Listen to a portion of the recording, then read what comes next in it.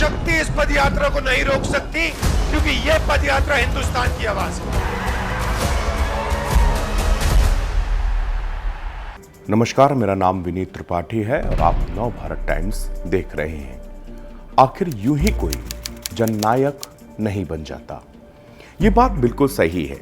जब भी जननायक शब्द का जिक्र होता है तो ज़हन में उन नेताओं की तस्वीर बनती है जिन्होंने लोगों के लिए अपना पूरा जीवन खपा दिया।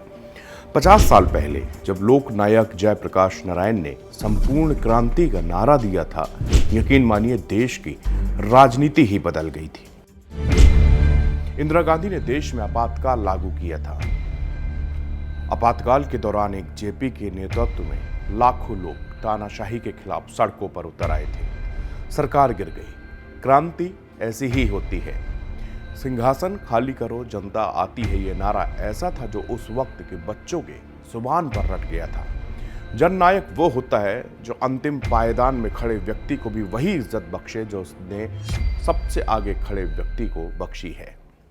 एक 10 सेकंड के वीडियो के जिक्र के साथ बात राहुल गांधी पर आज करेंगे हम लोग। 25 जून को राहुल गांधी ने सांसद पद की सदस्यता ली। उस पर चेयर पर फग्गन सिंह कुलस्ते आसीन थे। उन्होंने शपथ लेने के बाद कुलस्ते से हाथ मिलाए और फिर आगे बढ़ गए। इसके बाद वो लौटे। फिर स्पीकर की कुर्सी के पीछे पगड़ी पहने खड़े रहने वाले अर्दली से हाथ मिलाया। इससे अर्दली बिल्कुल चौंक गए और चेहरे पे उनके जो खुशी थी वो साफ झलक रही थी। सोशल मीडिया और व्हाट्सएप यूनिवर्सिटी से इतर अगर आप देखेंगे तो राहुल गांधी की छवि पर आपको एक बड़ा परिवर्तन देखने को मिलेगा। देश के सबसे बड़े राजनीतिक परिवार का लड़का जिसने आंखें खोली तो उनकी दादी देश की प्रधानमंत्री थी, लेकिन वो अपने इस परिवार से बहुत कुछ राजनीतिक सीख नहीं ले पाए। इसलिए उनकी छवि अपरिपक्व नेता की बनी रही। उनकी बातों को खास तवज्जो नहीं दिया गया। इसके जिम्मेदार और कोई नहीं, खुद राहुल गांधी ही है, जिन्होंने कई बार कैमरे के आगे कुछ ऐसा बोला और किया जिससे उनकी साख पर बट्टा लगता चला गया। इसके साथ ही उनकी राजनीतिक परिपक्वता पर भी सवालिया निशान लगने लगे। हमारे नवभारत टाइम्स के ही सीनियर साथी हैं शिशिर चौरसिया जी। वो उस पल के साक्षी बने थे जब प्रेस क्लब में प्रेस कॉन्फ्रेंस के दौरान राहुल गांधी ने सरेआम एक सरकारी अध्यादेश को फाड़ दिया था। राहुल गांधी जब बुरी तरह घिरे थे, आज तक उन पर इसके लिए घेरा जाता है, सवाल किए जाते हैं। एक और उदाहरण यहां पर आपको देता हूं। हिंदू धर्म में एक शब्द है शक्ति। ये शब्द मेरे नहीं है, ये शब्द राहुल गांधी के थे। उनके इस बयान के कारण उनको बहुत ट्रोल किया गया। उन्होंने प्रधानमंत्री नरेंद्र मोदी पर प्रहार करने के लिए कहा कि हिंदू धर्म में एक शब्द है शक्ति और हम उससे ही लड़ रहे हैं। हिंदू धर्म में शक्ति शब्द होता है। हम शक्ति से लड़ रहे हैं, एक शक्ति से लड़ रहे हैं। अब सवाल इसमें संदेह नहीं कि वो नरेंद्र मोदी के साथ पूरी आक्रामकता के साथ राजनीतिक लड़ाई लड़ रहे हैं, लेकिन समझना कठिन है कि सत्ता की शक्ति का मुकाबला करने के लिए उन्हें यह कहने की आवश्यकता थी कि क्या हिंदू धर्म में एक शब्द है शक्ति। इससे बचा जा सकता था, लेकिन बचा नहीं गया। ऐसी फेरिस्त लंबी है, लेकिन 2019 लोकसभा चुनाव हारने के बाद राहुल गांधी ने इसकी नैतिक जिम्मेदारी ली और पार्टी की अध्यक्ष पद से इस्तीफा दे दिया। अब राहुल कुछ अलग लग रहा था। लोगों के बीच चर्चाएं होने लगी। राहुल गांधी निकल पड़े थे भारत जोड़ो यात्रा यानी कश्मीर से कन्याकुमारी की पदयात्रा करने पर।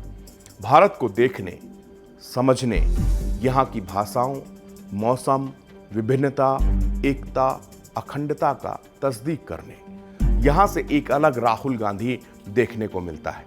यहीं से राहुल ने भारत को जाना, यहाँ की आबो हवा से वाकिफ हुए।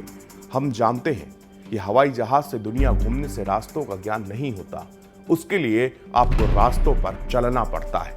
राहुल गांधी ने यहाँ से अपनी छवि पर जो काम किया, आज उसी का नतीजा है कि 2024 में कांग्रेस 99 तक पहुंची। वरना ऐसा लग रहा था कि पीएम मोदी का कांग्रेस मुक्त भारत का सपना सच हो जाएगा। अंतिम में मैं बस राहुल गांधी के ही एक बयान का जिक्र करूंगा जिसमें उनको भयंकर ट्रोल किया गया था।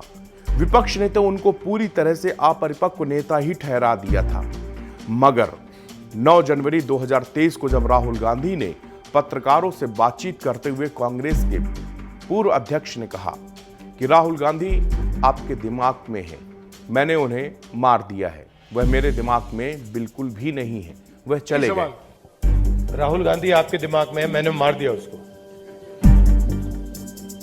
वो है ही नहीं, मेरे माइंड में है ही नहीं, गया वो,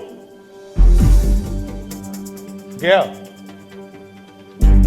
जिस व्यक्ति को आप देख रहे हो वो राहुल गांधी नहीं है। राहुल ने ये बात उस समय कही जब एक पत्रकार ने उनसे पूछा कि इस यात्रा ने उनकी छवि में किस तरह का बदलाव किया है। सक्रिय राजनीति में राहुल गांधी 2004 में आए, जब वो अपनी पिता की सीट अमेठी से जीतकर लोकसभा पहुंचे थे। लेकिन राहुल ने अपने पास कभी कोई पद नहीं रखा। शायद वो इस बात को समझ रहे थे कि अभी वो परिपक्वता के उस आयाम को छू नहीं पाए हैं जिसकी जरूरत उनको है।